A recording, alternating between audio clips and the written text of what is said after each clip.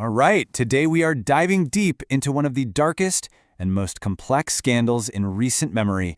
It's a story all about power, money, and the absolutely horrific abuse that was orchestrated by one man, Jeffrey Epstein. This is a tough one, so let's get right into it. And this is the question, right? The one that's at the heart of this whole nightmare. What was really going on in a place that looked like paradise, but was hiding something truly evil?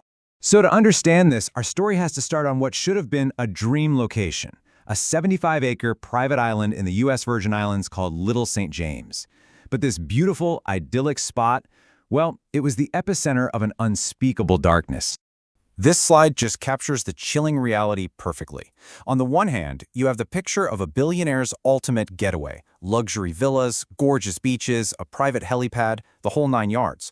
But then you peel back that glamorous layer and the truth is just horrifying. The locals, they knew something was wrong. They called it Pedophile Island.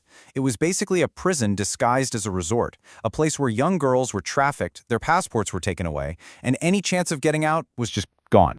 So who was the man behind all this? Jeffrey Epstein's story is, well, it's pretty unbelievable. He started out as a high school math teacher, but somehow, through sheer smarts and a whole lot of ambition, he completely reinvented himself. He became this high-flying financial advisor to billionaires, and he built his own massive fortune. We're talking over $500 million. And as you can see, his friends list was a who's who of the world's most powerful people. Presidents, royalty, you name it. You know, for years, this whole dark world was happening completely under the radar. But then, back in 2005, a single complaint was filed, and that was the one loose thread that started to unravel everything.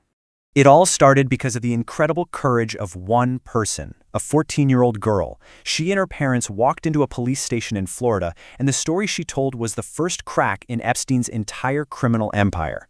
And what the police uncovered was a chain reaction of horror.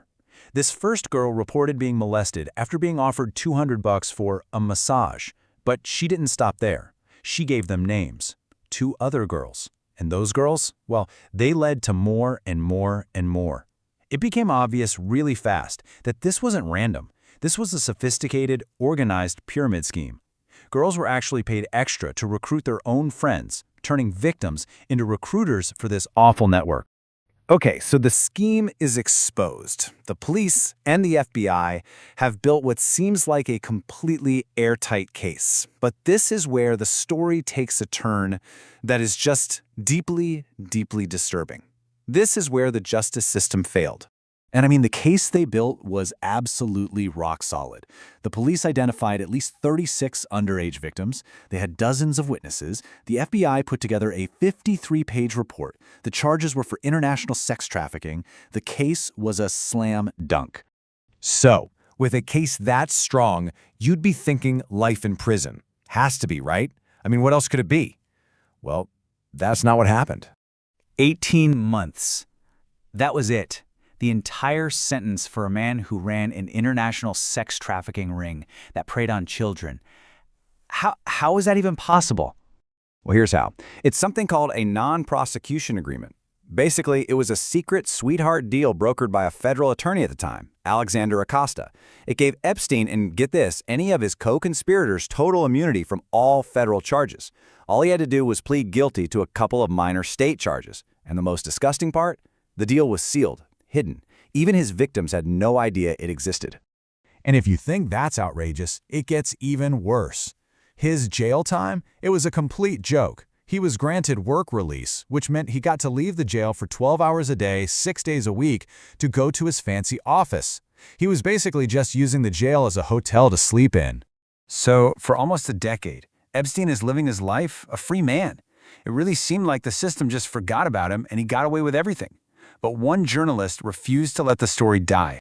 In 2018, an incredible investigative journalist named Julie K. Brown published this bombshell series for the Miami Herald. She called it Perversion of Justice, and it meticulously laid out everything: Epstein's crimes, the stories of his victims, and crucially, the secret deal that let him walk free.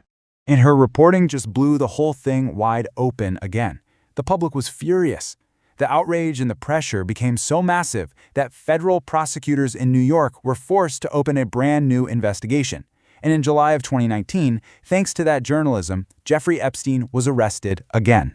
So it finally looks like justice might be served. But then, the story takes another crazy, dark turn. Epstein dies in his jail cell, and the whole thing just explodes into a world of conspiracy theories, political games, and this huge fight over a mountain of secret files. All right, so let's walk through this final messy chapter.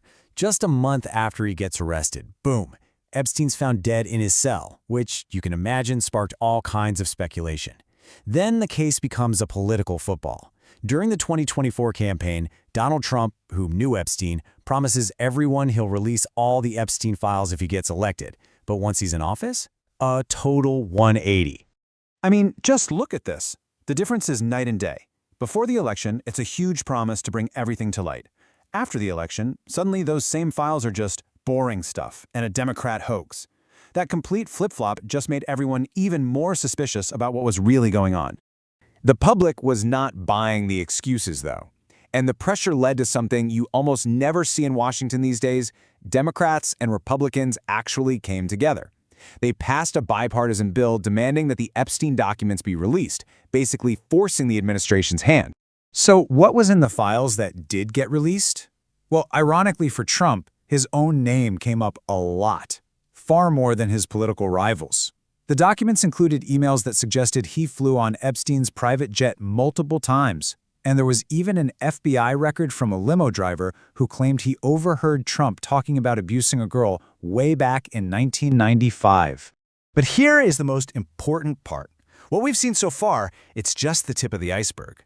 There are over 1 million documents related to this case that are still being kept from the public.